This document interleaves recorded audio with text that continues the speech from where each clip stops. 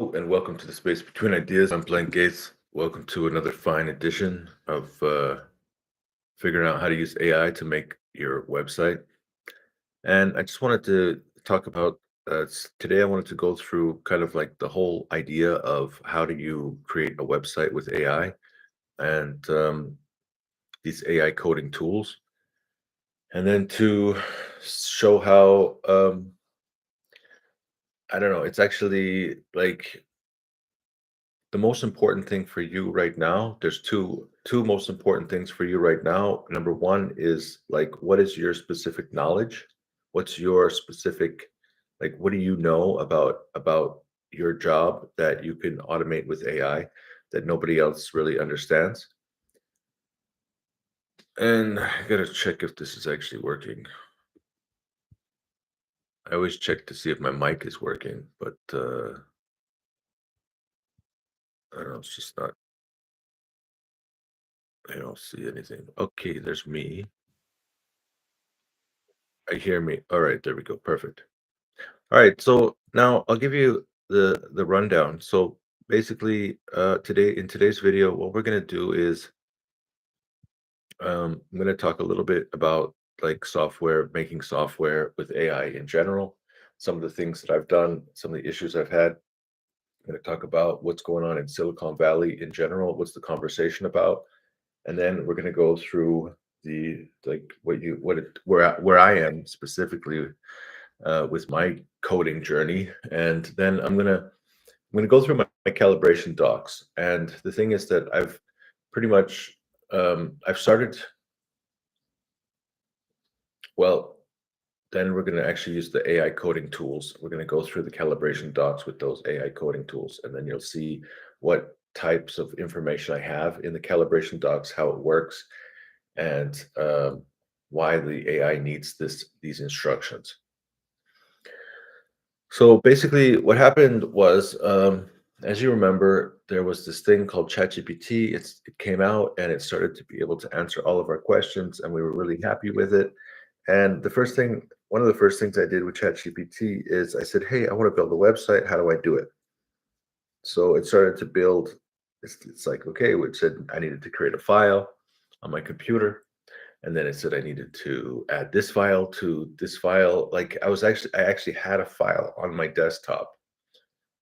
I may even have it still in my desktop.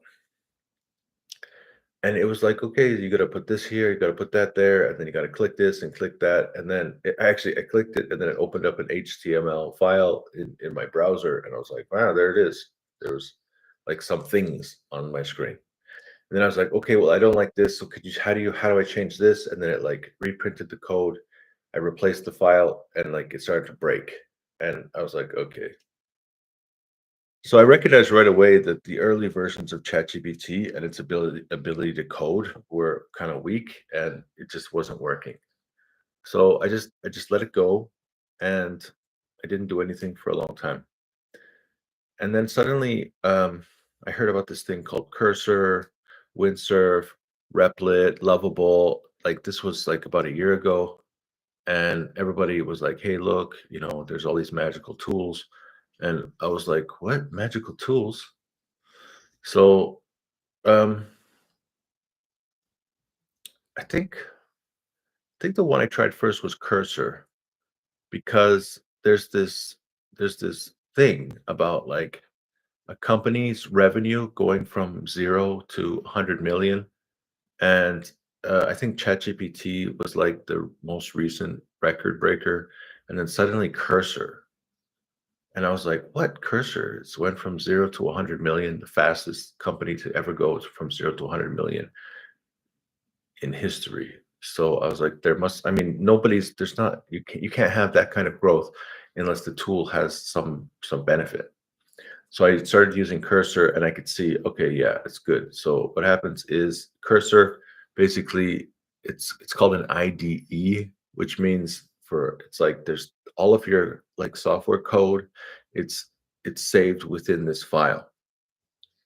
And I had already started trying to learn C++, so I was familiar with what an IDE is.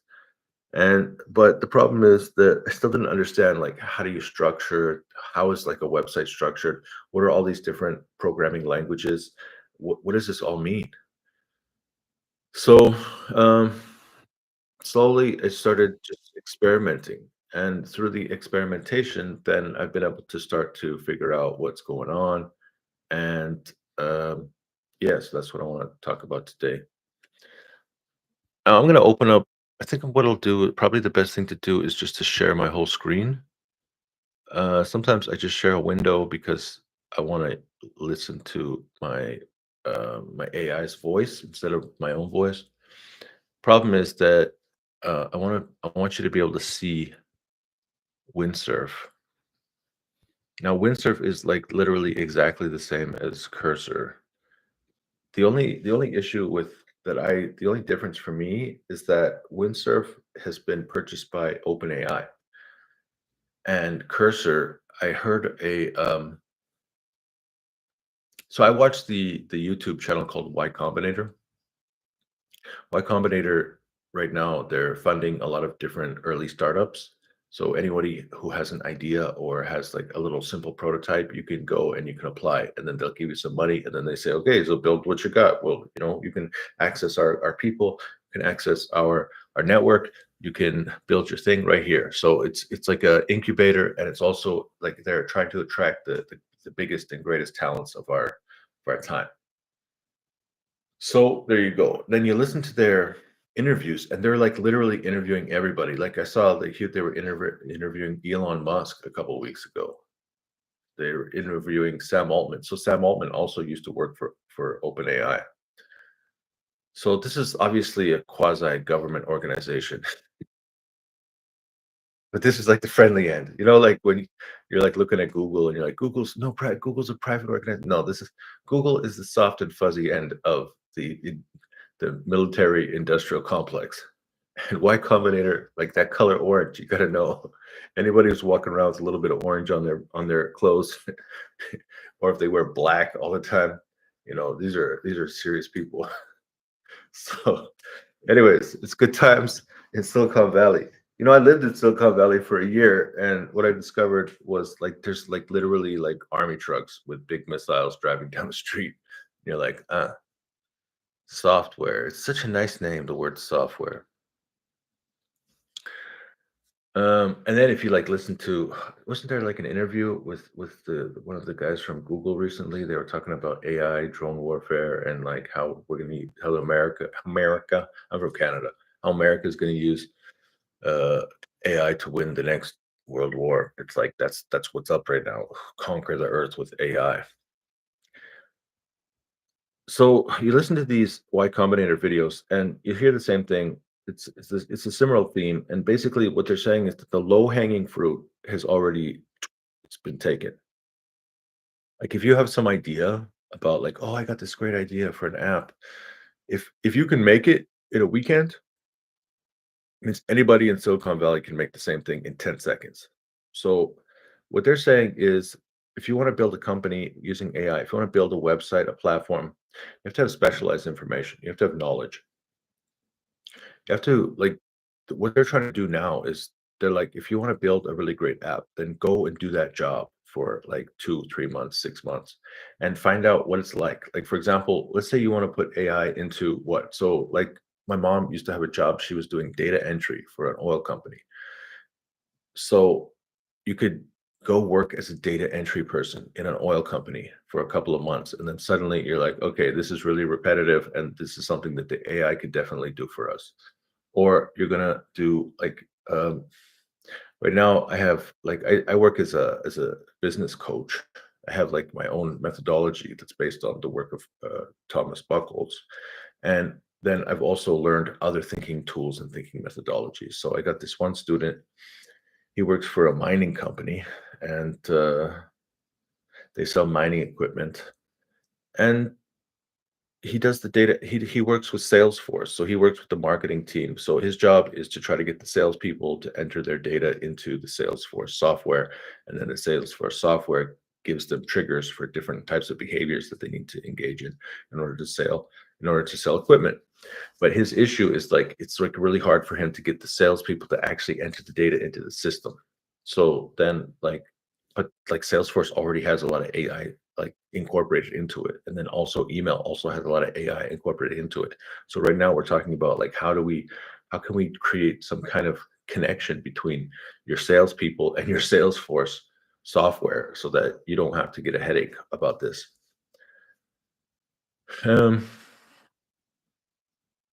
Yeah, I got another student. She's working for an elevator company, and she talks about how like she's building a dashboard.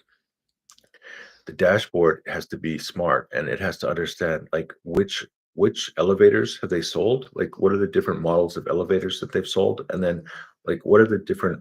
So they have a lot of data for how long it takes for different parts of the elevator to fail. And then there's also sensors inside the elevator. So right now they're trying to figure out how to like create a program where they can figure out if their customer needs to upgrade to like a new package. So they take a series of parts out of the elevator and they put that new series of parts in, or when they need to take individual parts out. And she's trying to figure out how to use AI for that very specific job. And then I got like marketing managers. So there's marketing managers who they are like they have their growth engine. So like a growth engine is where like you actually you draw out the sales funnel.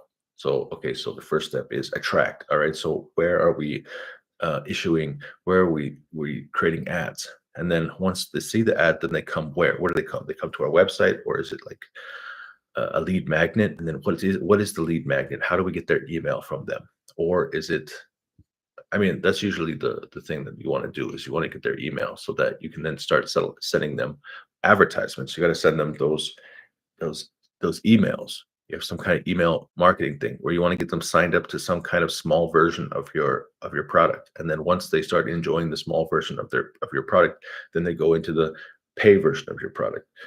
And then okay, so how do we use AI to, so we're all talking about like AI and how to use AI in our products.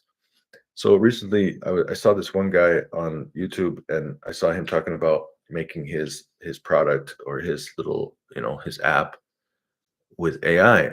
And the thing is that like the product that he's talking about, I, I have some opinions about that because he's talking about building some kind of chatbot to learn language. And if you've been watching my YouTube channel, then you'll know that I have like some pretty strong opinions about education, particularly education around learning languages. I speak fluent Chinese, I speak intermediate Russian, and now I have a beginner level of French. And so I have some pretty strong opinions. And so I started to go into this concept I call iRobot. So my iRobot is like if how I think about this idea of education using language. So basically, if we talk about learning language, then we have something called theory, and we have something called practice, and then we have like the books, and then we have the person. So this is the book is usually text, and then you have the person, which is audio. So this guy, he's making like a piece of software which can help you to practice your education. Now, so what he's doing is he wants some interface that has the textbook. So the textbook means like what is the curriculum? What are we learning? What's the specific focus of our learning? The grammar and the vocabulary. And then what's the theme of the thing that we're trying to develop? And then he wants to turn it into an exercise. So the exercise book is like after you learn the theory, then you need to actually exercise. So I think that the website he's building is actually more of an exercise book than it is a textbook because it's not actually teaching the concept, but it's helping you to practice the concept.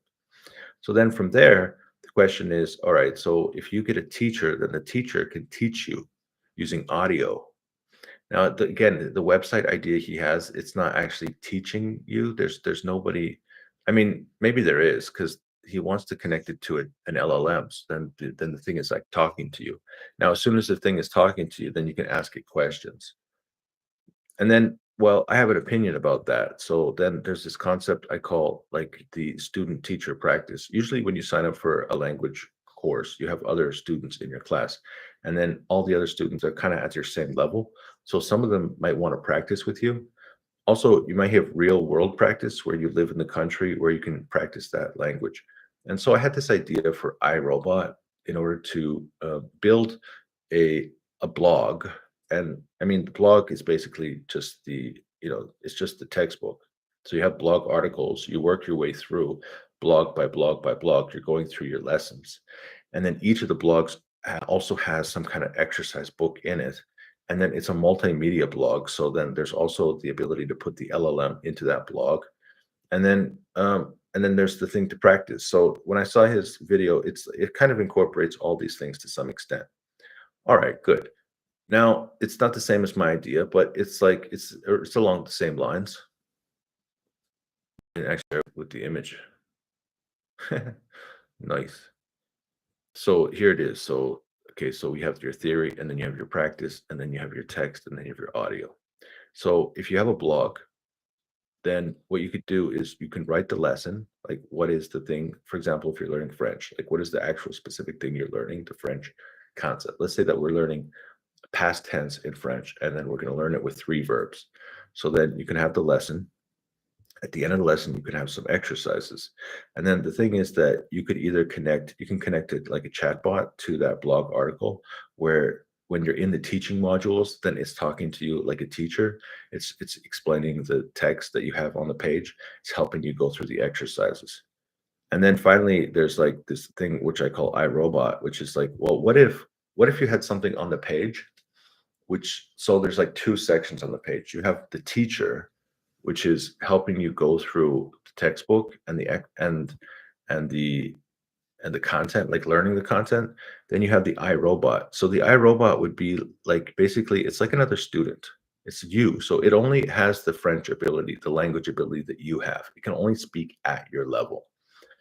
And so then you're going through the exercises, but it forces you, it's forced to only use the vocabulary that you've already covered. So if you're in chapter 1 of the of the of the blog article, like if you're in the first blog article, then it's only going to be able to say bonjour, bonjour. That's all it can say. And then if you say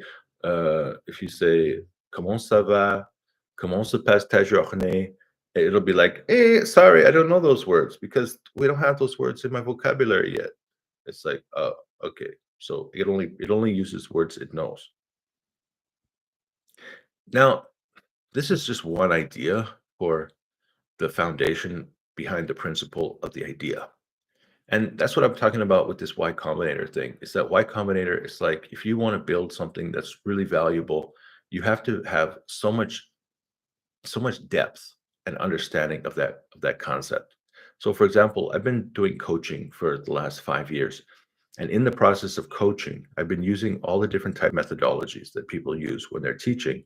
And I also have like 4,000 hours. I talked to more than 400 people, and I've asked them questions like specifically how their management processes, and I've asked them to use the different thinking tools and methodologies that I use. And through that process, I was able to create something I call headlight steering wheel engine. So like this is called intellectual property. So somebody can't just, I mean, somebody could come and just take it, right? But then I can go to the court and say, hey, I've made YouTube videos over the last 5 years, and I've shown how I've step by step developed this process. And then like now look at this guy, he created a product, and then the product, he used my exact phraseology, it uses the exact concepts, it uses the exact structure. They stole my product, and then they made $100,000 this year, and so that $100,000 is mine. So the question is like, do you own the intellectual property? And then, if you're building a product or service, and if you don't either own the intellectual property, or if you don't have something that is valuable, then how are you actually going to get customers? So that's the first thing, is you got to validate your idea. And in Y Combinator, everybody these days, they're talking about like, we did the easy stuff already. Like, don't think that you're just gonna have some easy idea and suddenly you're gonna become a millionaire, because we'll just steal it from you right away if it's easy. If you've developed something interesting that took you years and years and years and years to develop, then maybe you have something that's, the basis that some could be successful here. All right, so this is this one. This is called iRobot. This is one of my projects. Now, the project that we're focused on right now is called Arrowhead. And now we want to talk about calibration documents. You can see I got calibration document 123.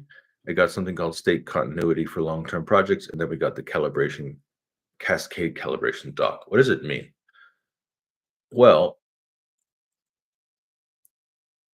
um, let me just make sure the audio is still working. Can you hear me? Okay, good.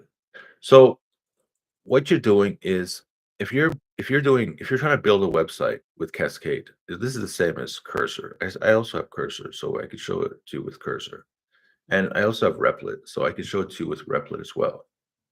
But it's all the same stuff. There's nothing strange about it. So you have all of your uh, this is called an IDE. So you have all of your files on the left side. Now, some people, the first thing I learned about was this thing called cursor rules. The rules, it's like you're trying to tell Cursor what to think about and how to like look at this. So for example, we got instruction compliance, always follow user instructions precisely, clarify unclear instructions before proceeding, never assume missing details, use best practices, request clarification. AI guided planning before coding.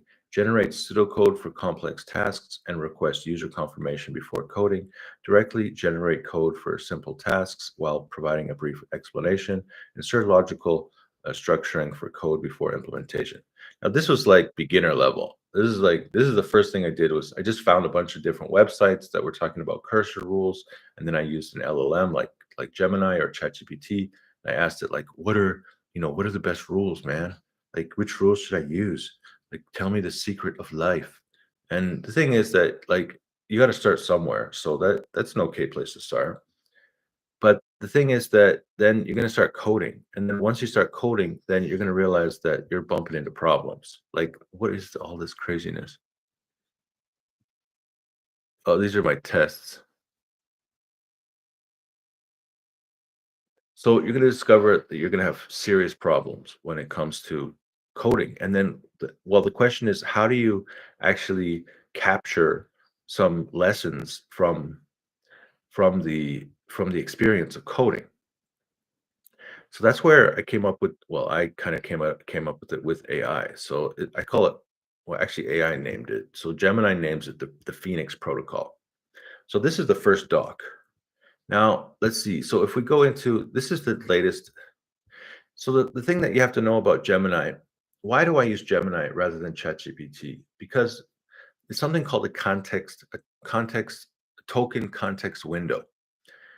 A token is like you see the letter W. This is a token, and then the H is a token. And this is the number three token, number four, number five, six, seven, eight, nine, 10, 11, 12, 13, 14, 15, 16, 17, 18, 19, 20, 22, 23, 24, 25, 27, 28, 29, 30, 31, 32, 33, 34, 35, 36, 37, 32. Like every time you push your cursor, your arrow to the right, like every single space is a token. And these tokens, the problem right now with AI is that it's kind of like a human. Like at the end of the day, you have to go to sleep. Your brain, your body, like I don't know why, but your whole body it just shuts down. I don't really get it. Like why do human bodies shut down? And it's not just for like 5 minutes. Like it shuts down for 8 hours. And if you don't have like at least 5 hours of sleep or at least 6 hours of sleep, like you could actually die. So it's pretty intense. Anyways, the LLMs are kind of the same. So, but they can't sleep. So what happens is they actually die. Once you pass the 1 million token context window, then because the thing is that like every time you send like a follow-up message, it sends everything. It sends the whole window. It just like so like the first time I sent something. So look, so I said, what do you think about this text? So this is my Phoenix protocol. And it says, okay, so to initialize or conclude a work session for Project Arrowhead. So Project Arrowhead is my little piece of software. Now, when you initialize your work, See, I'm using the LLM to guide the coding process. I don't actually there's this thing called vibe coding. It means that you're inside a Cascade if you're in Windsurf or you're in the chat window for a Cursor. It's called Assistant in Replit. And then you're just like, yeah, so I want you to change this, and okay, yeah, do this, yeah, do that. So you're using natural program. You're using English or whatever language you speak to just tell it what you want. And then it has to try to figure out what do you mean? And then it has to go and do that thing that you want. And the thing is that like I don't know anything about coding. And so what I decided to do was I'll just use AI. I'll use Gemini.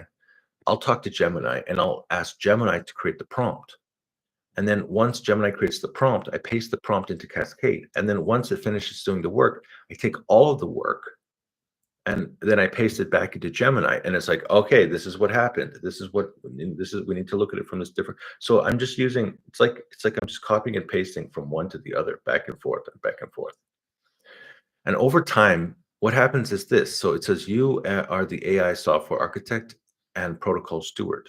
Your prime directive is to maintain the project's core documents as the absolute single source of truth. Your performance is measured by your strict adherence to the protocols below. Core principles. This workflow is designed to combat context loss between sessions. All right, what does it mean, context loss between sessions? So what I'm talking about is since we only have 1 million tokens, so for example, in this one here, I call this one, I'll just click rename. I call this one free 4 because it's number 4. So what happens is, so you can see free 2 is here, free 3 is here. I replaced my MacBook battery here, and we have free 4 here. Now, if I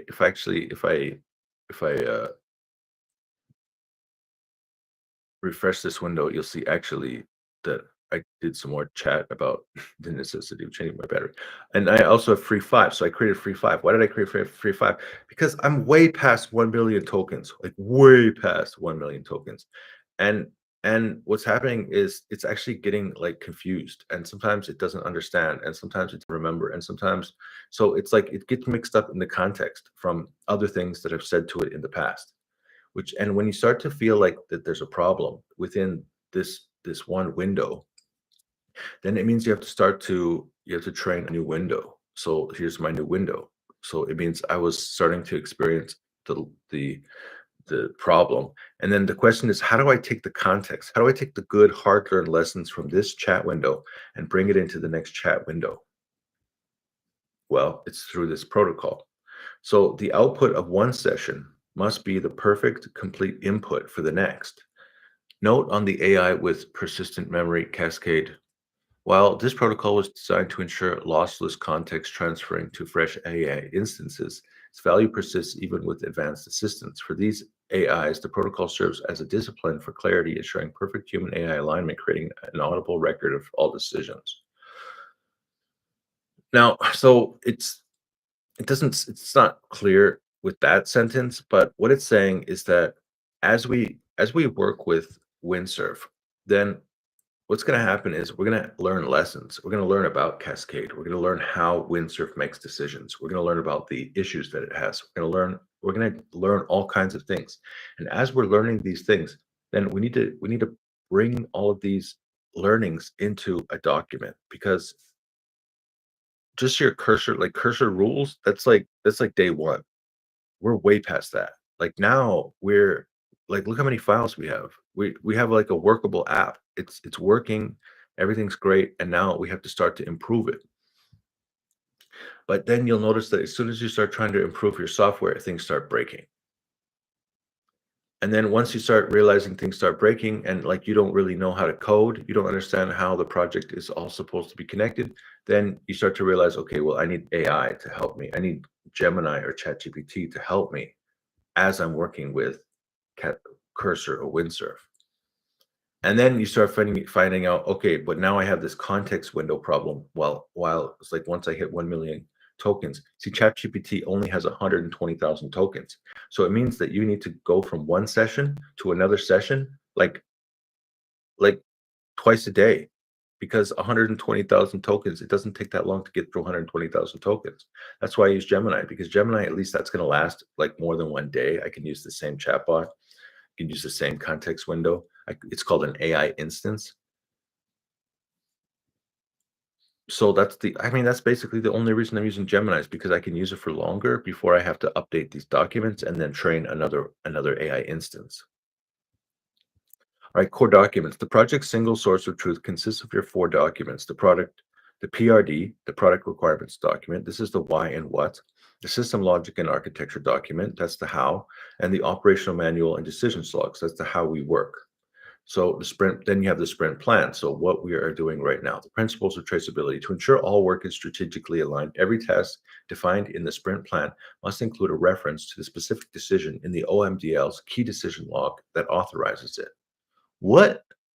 So it sounds like there's a key decision log in the OMDL. So we go into the OMDL, which is the operational manual and decisions log. And then we're going through, there must be a section about key decisions.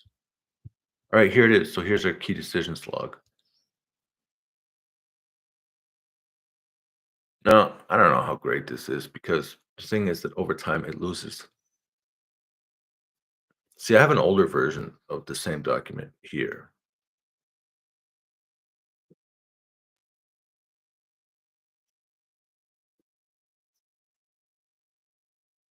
I guess I don't have an older version of this.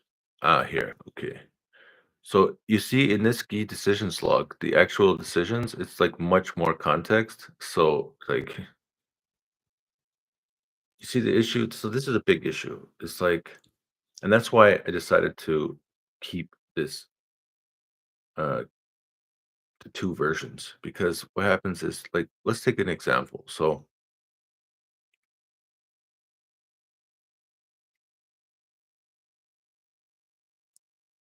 decision July 3rd, migrated project from cloud IDE to local Python Flash development environment to ensure a more standard, professional, and stable development workflow. This is not dependent on specific cloud providers' priority tooling. The context and lessons learned. This fundamental shift in environment necessity, a complete overhaul of the SLAAD and the OMGL to reflect the new building processes, PIP, Gunnicorn, and the new risk profile local path issue. See, I have no idea what this is saying, but um, it happened because of when I'm like working between Gemini and Windsurf, or Cascade, Gemini, Cascade, Gemini, Cascade. Suddenly, it's like, oh, here's a problem, and then Gemini's like, okay, well, we need to update this decision. Now, when you update your calibration documents, then so the newest version of my calibration document is here. So, and we got our July 3rd. So now look, it says project of advanced AI interaction protocols. A catastrophic series of AI state drift errors led to a corrupted code base and project. Oh, okay, it's not this one. This one migrated project from cloud IDE to local Python Flash development environment to establish a more standard, professional, and stable development workflow. So it just summarized it. So you have to be like cognizant of the fact that as you update your calibration documents, then you might lose detail. You might lose like a lot of the context. You might lose information, and you might not even notice it. Like in this case, like I didn't even notice it until now. All right, so we're in this one. All right, so it has a key decisions log. It has an example of a sprint entry plan. Here's the core protocol. So protocol A is called state management. During our conversation, you will mentally track all proposed changes to the core document of our position on the project roadmap. Okay. Protocol B. Uh, so an amendment is considered approved and will be added to the state for the next handoff only when the project lead uses the exact phrase decision confirmed. So every once in a while, based on this protocol, the AI is going to say, "Hey, look, here's a major decision. We need to change our calibration documents," and then it'll actually create a message, and then it'll say, "Do you want to approve this?" And then I'll say, "Yes, approve it," and then it'll keep a log of all of the changes that we're proposing when we change our core documents, when we update those core documents at the end of the sprint. Protocol C. So here's the semantic versioning. It's just 1.1, 1.2, 1.3. The rule of generation. When I issue the prepare handoff command, you will apply all the approved amendments to the core documents. You will then generate a response containing a session change log. So it's a session change log is just it's all of the things that we learned during this 1 million token context. And then we're going to use those lessons learned to update our calibration documents. The protocol verbatim generation. When generating the updated documents for handoff, you are strictly forbidden from summarizing. So it did that last time, it summarized some things. You must generate the full and complete text for each document. Then we got the protocol correction. If a decision is confirmed by mistake, the project lead can issue correction command. I don't know what this is. The command must state this. Okay, anyways, I don't know what this is. Okay, we might need to remove that. Session workflow. So here it is. So at the start of a session, this means when you click like a new chat, it says, I will provide you with this Phoenix protocol charter followed by 4 most current project documents. You will ingest them and confirm initialization according to protocol of initialization verification. Protocol of initialization verification, your confirmed response must include the version of the ingested document. Okay, so it's just saying like, okay, I understand. So it's saying that when I upload these document 1, document 2, document 3, then it's saying you have to like confirm that you've received that document by giving me the name and the version number of the document. So you can see here that like this is version 6, and then in here we have this is version 8. So every time we update those documents, we get a new version. So in this, the first thing I asked it, I said, because the thing is that like a lot of people, they say you have to have your documents in markdown format. And this is not in markdown format. What does that mean? It means, so since it's not in markdown format, I just said, what do you learn from this text? Because that way it forces it to tell me what it learned. And if it has to tell me what it learned, then obviously it's now ingested the information. So it just talks about the core protocols. So we have state management, explicit approval, semantic versioning, generation, verbatim generation, correction, protocol verification. We got initialization, conclusion. Yeah, it understood it perfectly. So I asked, are you capable of running the Phoenix protocol charter? It said, yes, no problem. So then probably it's going to ask, so look, so I'm ready to begin. Let's start with the session. Please provide me with the Phoenix protocol charter, which you've already done, followed by the 4 most current project documents. So from at this point, the first one is the project requirement document. Now, the thing is that I want you to understand what's important about these documents. So why did I create this document and how is it useful? So the way we can do that is we can create a new chat inside of Cascade. We can take the product requirements document. So that's the first one.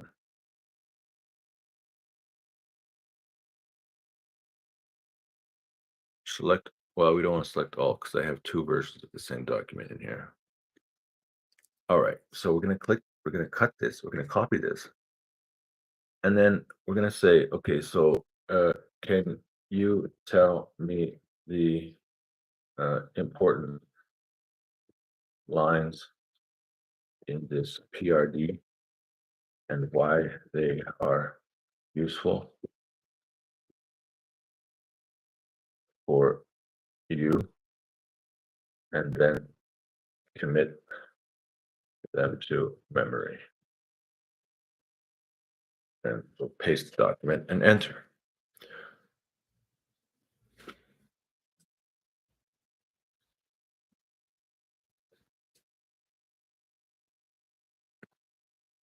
So this does a couple of things. Okay, so it says, of course, I've analyzed the product requirements document. Here are the key takeaways and why they are important for our collaboration. The key information. So the thinking tool, the project is explicitly defined as a thinking tool to help with strategy and tactical planning, not a full-blown project management platform like Jira or Asana.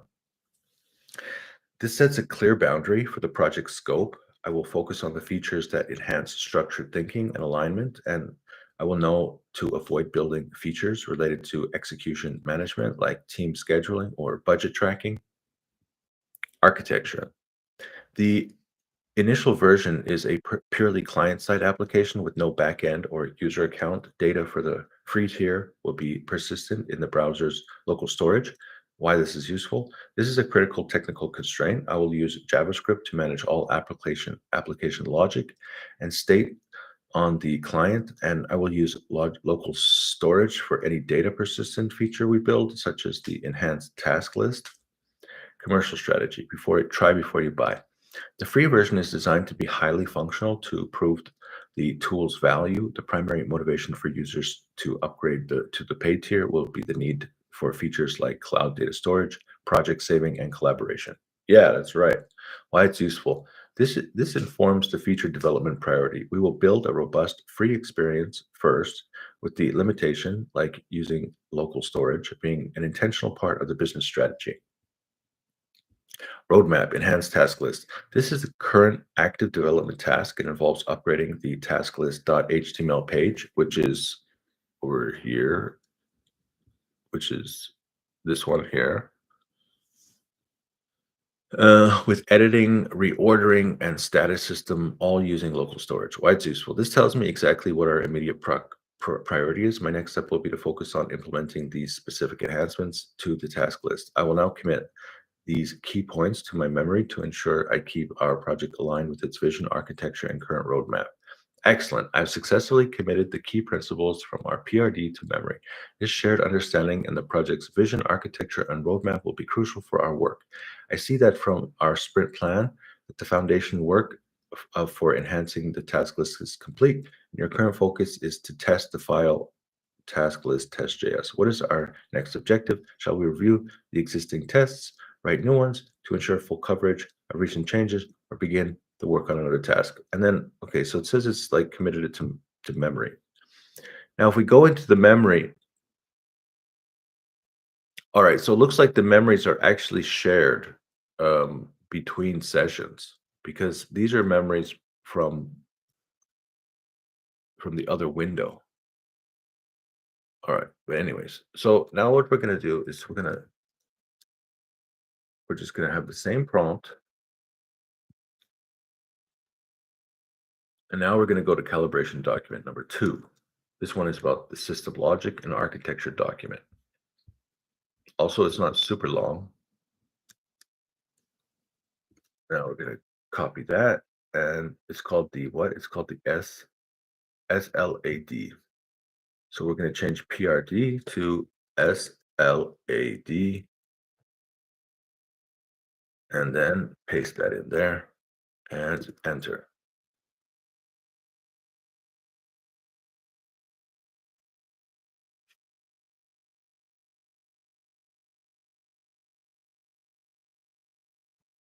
Okay, I've analyzed the SLAD. It provides the essential technical blueprint for the project. Here are the most important points and why they're useful to me. The updated architecture, Python and Flask backend. The project has evolved from the static site to a server-side application using Python and Flask to serve as the HTML pages.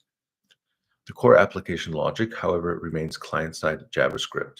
Why this is useful. This is a critical update for my understanding. I now know that there is a Python backend component that I must use the specific guncore command to run this project, not just a simple file server. I don't even know what that means. Strict logic and UI separation. The architecture strictly separates data logic from UI rendering. Core data functions are in the main JS, while page-specific UI logic, like for the task list, is in the task list page JS. Why this is useful. This tells me exactly where to find and modify code. If we need to change how task data is saved, I'll look in the main JS. If we need to change how tasks are displayed on the page, I'll look in task list page JS. Data model, local storage structure. All application data is stored in a single local storage key. The document specifies the exact JSON structure for this object, including the schema for the task list array.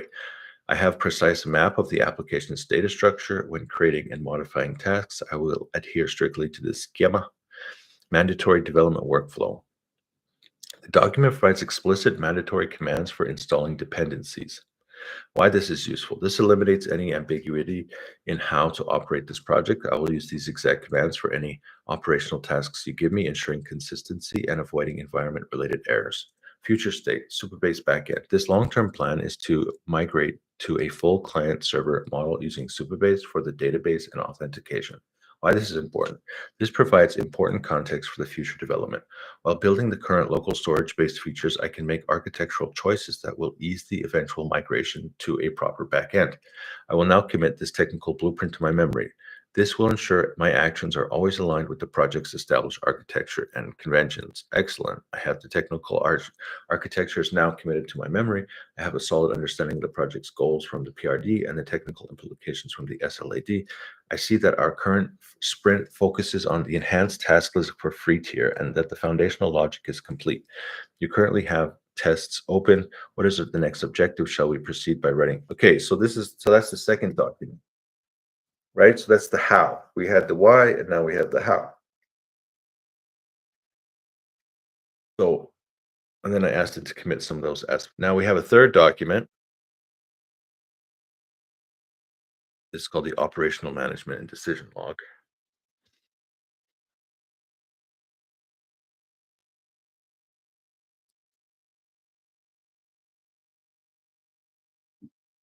Oops, go to here.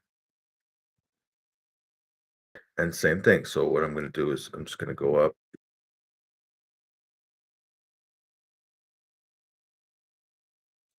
take this sentence, change it to OMGL, and there you go.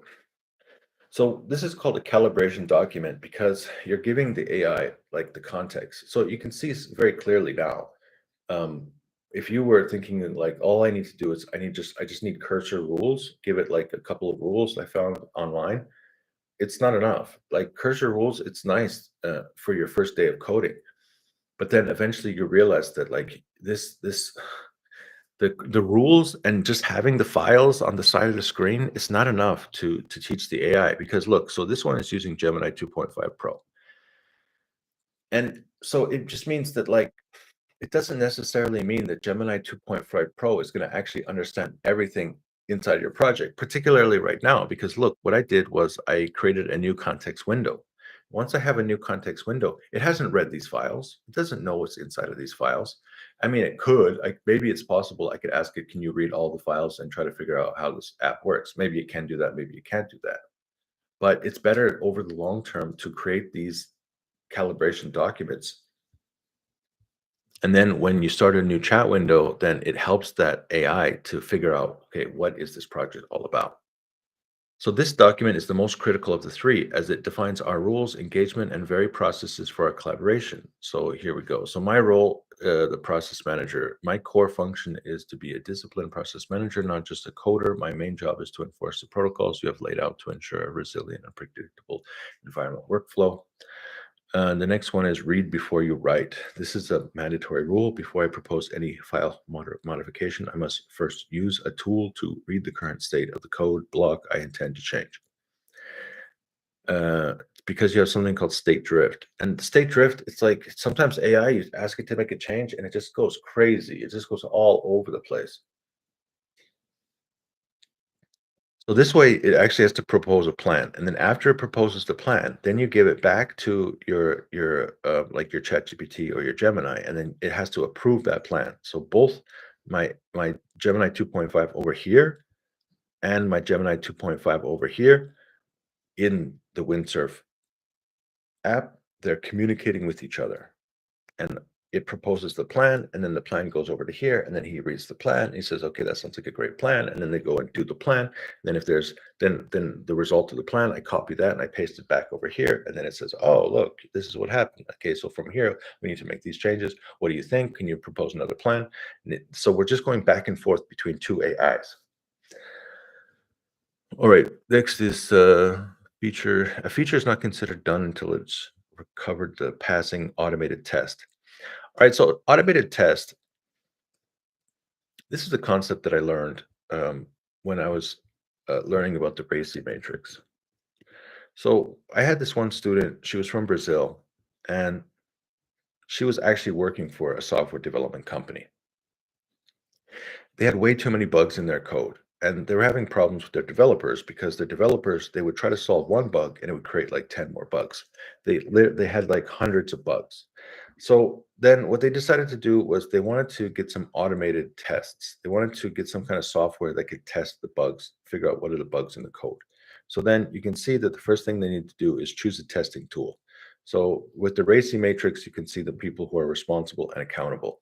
So in this case, the architect, an architect is somebody who understands the back end, the front end, the user interface, how everything's connected together, and all the services and everything's the whole package, how this thing works as an organism.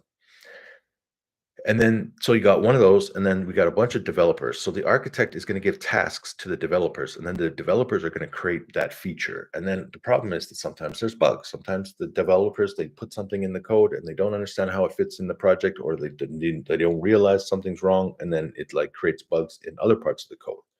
So that's why testers eventually were able to get jobs, because testers are the quality assurance people, and they want to make sure that the code that the developers develop is actually going to be useful in the project. So now we have these things called testers.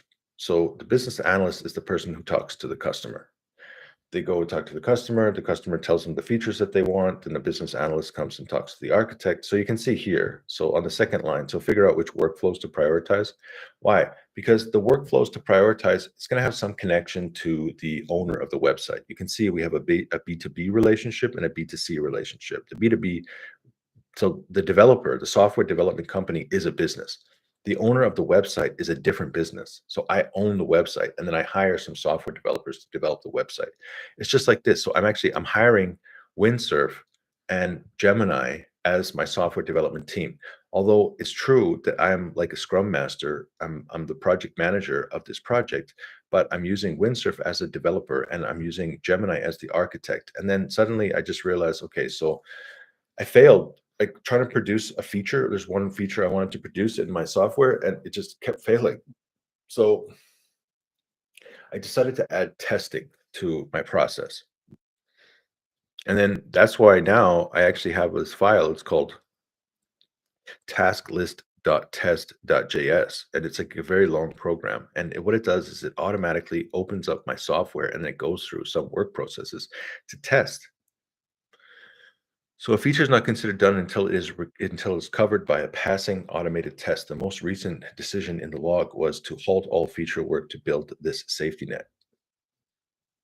And then now I built these tests, and like, then it's just like this didn't work, and then this didn't work, and then we tried this, and then it's like, if you see some of my other videos in the last week, you'll see the difference it makes. And sometimes it like runs for like 30 minutes, or sometimes it runs for like an hour until it figures out what the bug is in the code. And I wasn't able to get those bugs out with my old process. So then when I told it to create some testing software inside of the code, then it started passing the tests. Hierarchy of trust. So then when we debugging the most trusted information sources in a specific order with the shell command, the browser's network inspector being the most reliable. So what is this? I don't even know what that means. A single prompt for you will have a single purpose, either the implementation prompt or a operation prompt. This is simplifies our interaction, makes our workflow more predictable. I will expect and handle one type of request at a time, which reduces complexity of handling errors. So sometimes what happens is like you either prompt Windsurf directly, or you have Gemini prompting Windsurf, and then you're like, "Hey, I want you to do this," and then it's like, "Okay," and then it just starts working. The thing is that when I was doing it that way, sometimes it would create bugs, sometimes it wouldn't do the right thing, and then you have to like roll back. So there's this button, it's called revert, and then when you click revert, then it goes back to the point where whatever you click. So I was clicking revert quite a bit because it wasn't doing the right thing. And finally, we figured out that what we need to do is we have to ask it to create the plan. And then after it creates the plan, then the Gemini is going to check the plan. If it agrees, then it allows it to run the plan. And so with this back and forth process, uses a lot of tokens, but the point is to actually get the correct code. So you have to use enough tokens so that you get the the correct thing to get the. All right. So I have now processed and committed the principles of the PRD, SLAD, the OM to memory. My operational context is fully calibrated based on our documents. My understanding is as follows.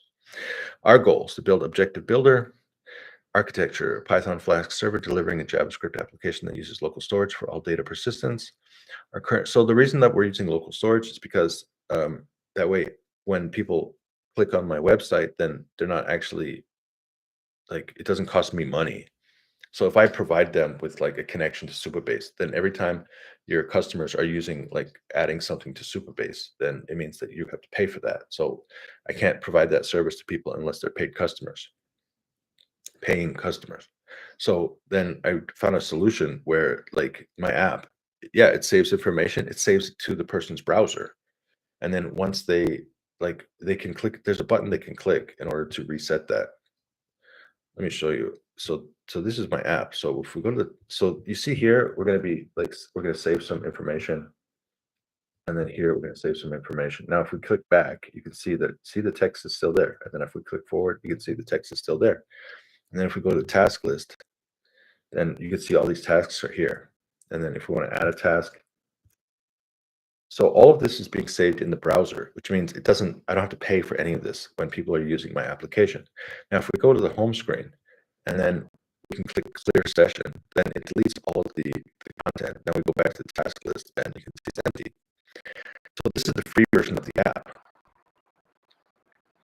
Now, when it comes to the paid version of the app, then what I'm going to be doing is I want the person to be able to create a project and have more. They can access more of these lists of questions, and then under here it'll save those lists of questions. So all of this requires backend, and there's something called Supabase, which is backend as a service. So then when people are paying for their subscription, then I'll be paying for Supabase based on the money that they get for their subscription, or in order to provide these services. All right, so I see that we have hit the 60-minute mark, and that we are no longer having our. Okay, so the audio is still working to some extent. What's that weird sound?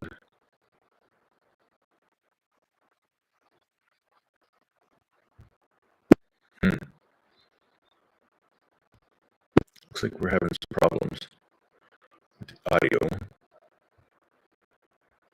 Well, anyways, let's stop here. Let's take a little break, and then we'll continue on.